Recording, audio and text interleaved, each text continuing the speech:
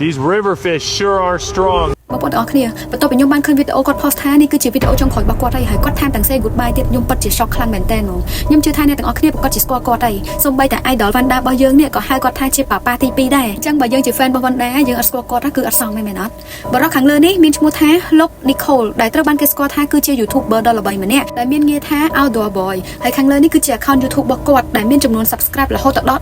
15.8 លាន subscriber ពិតជាសាហាវខ្លាំងមែនតើហ្មងហើយគាត់គឺជាមនុស្សម្នាក់ដែលចូលចិត្ត camping និងចូលចិត្តសងព្រេងដែលមានគ្រោះថ្នាក់ខ្លាំងមែនទែនវាថាគាត់ចូលចិត្តចូលទៅក្នុងព្រៃរៀងជ្រៅគាត់ទៅបោះតង់នៅក្នុងព្រៃរៀងឆ្ងាយហើយជ្រៅដែលស្ងាត់ជ្រាបអញ្ចឹងណាហើយឆ្លងកាត់សមុទ្រឆ្លងកាត់កោះឆ្លងកាត់ភ្នំធំអីអញ្ចឹងទៅនិយាយរួមទៅគឺគាត់ហ៊ានហើយគាត់ក្លាហានខ្លាំងមែនទែនហ្មងហើយគាត់បានធ្វើវីដេអូចុងក្រោយនេះប្រហែលជា2អាទិត្យមុននៅក្នុងការលា fan របស់គាត់ទាំងអស់ពីការបញ្ចប់ដំណើរនៃការធ្វើជាអ្នកផ្សងព្រេងនៅក្នុង YouTube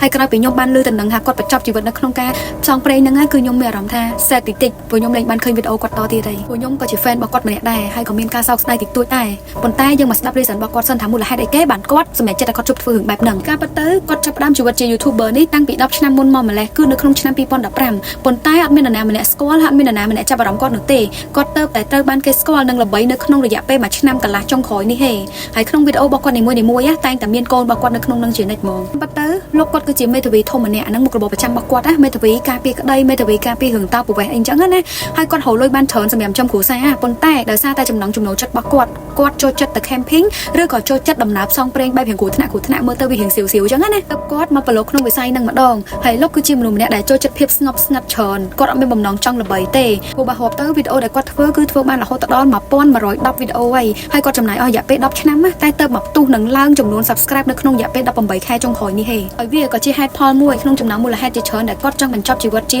YouTuber នេះផងដែរហើយហេតុផលផ្សេងៗទៀតមានដូចជាទី1ដោយតែខ្ញុំបានលើកឡើងនៅខាងលើនឹងអញ្ចឹងគឺគាត់អត់ចង់ល្បីទេព្រោះកាលណាដែលគាត់ល្បីគឺគាត់ពិបាករក្សាឯកជនភាពរបស់ខ្លួនគាត់ផ្ទាល់ក៏ដូចជាឯកជនភាពរបស់គ្រួសារគាត់ដូចគ្នាព្រោះភាពល្បីល្បាញមួយនេះក៏ដាក់សម្ពាធឲ្យគាត់ដែរដូចអ្នកនរគ្នាបានដឹងអញ្ចឹងពីមុនគាត់គឺជាមនុស្សសាមញ្ញម្នាក់គាត់ទៅណាមកណាដែលមានគេស្គាល់ទេបន្ទាប់ពីគាត់ល្បីហើយមិនថាតែគាត់មិនថាគ្រួសារគាត់ទេទៅណាមកណាគឺតែងតែមានគេស្គាល់តែងតែមានគេហៅហើយមួយវិញទៀតនៅពេលដែលគាត់ល្បីអញ្ចឹងគាត់ពិបាកនៅក្នុងការរៀបរឹកមិនមែនជាគាត់ណាមួយវិញទៀតគឺពិបាកនៅក្នុងការស្លៀកពាក់ខ្លាំងមែនតើអញ្ចឹងនេះគឺជាមូលហេតុដែលគាត់អត់ចង់ល្បីទេទី2គាត់ត្រូវចំណាយពេលជាច្រើនក្នុងការផលិតវីដេអូនីមួយៗនិយាយមែនណាជាក់ស្ដែងហ្មងអ្នកនរគ្នាតែវីដេអូខ្ញុំថតឥឡូវហ្នឹងតម្រាំតែថតហើយតម្រាំតែកាត់រួចរាល់គឺខ្ញុំត្រូវចំណាយពេលយូរចុះតម្រាំតែវីដេអូរបស់គាត់ទៀតនីមួយៗមិនមែនស្រួលនោះទេអញ្ចឹងហើយទើបគាត់សម្រេចចិត្តថាបោះបង់វាចោលបើគាត់នៅតែបន្តធ្វើទៀតគឺគាត់អត់មានពេលវេលាសម្រាប់គ្រួសាររបស់គាត់ទៀតទេម្យ៉ាងវិញទៀតគាត់ធ្វើបែបនេះក៏ព្រោះតែគាត់ចង់សម្រេចក្តីសម័យរបស់កូនប្រុសធំរបស់គាត់ម្ដងព្រោះកូនប្រុសធំរបស់គាត់ក៏មានក្តីសម័យចង់ធ្វើរឿងដូចគាត់ដែរគឺចង់ធ្វើអ្នកផ្សងព្រេងដូចគាត់អញ្ចឹងហើយគាត់ថែមទាំងបន្តទៀតថាតម្រាំតែគាត់ដើរមកដល់សប្តាហ៍ថ្ងៃនេះបានគឺគាត់ចំណាយអស់រយៈពេល10ឆ្នាំហ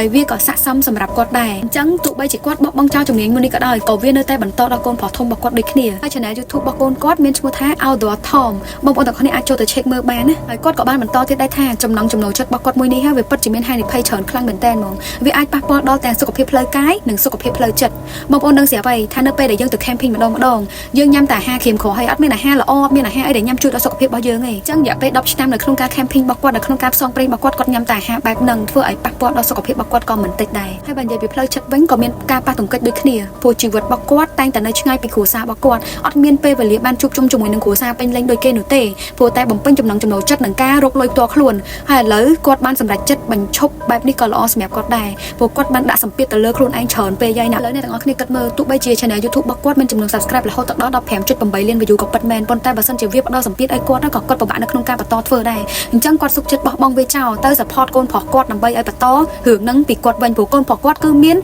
ក្តីសម័យនិងមានចំណង់ចំណូលចិត្តដូចគាត់អញ្ចឹងហើយនៅពេលដែលខ្ញុំបានដឹងពីហេតុផលរបស់គាត់ខ្ញុំក៏សប្បាយចិត្តដែរព្រោះគាត់មានពេលវេលាខ្លួនឯងគ្រប់គ្រាន់នៅក្នុងការថែរក្សាសុខភាពខ្លួនឯងឡើងវិញនិងមានពេលវេលាជាច្រើនទៀតដើម្បីបំពេញតួនាទីជាឪពុកនិងស្វាមីដ៏ល្អម្នាក់សម្រាប់គ្រួសាររបស់គាត់អញ្ចឹងសម្រាប់អ្នកដែលបានស្គាល់គាត់កុំអស់សង្ឃឹមកុំបាក់ចិត្តនៅពេលដែល idol របស់ខ្លួនបោះបង់ចោលអ្វីដែលគាត់ធ្លាប់ធ្វើកន្លងមកអញ្ចឹងយើងត្រូវស្ដាប់ពីហេតុផលរបស់គាត់សិន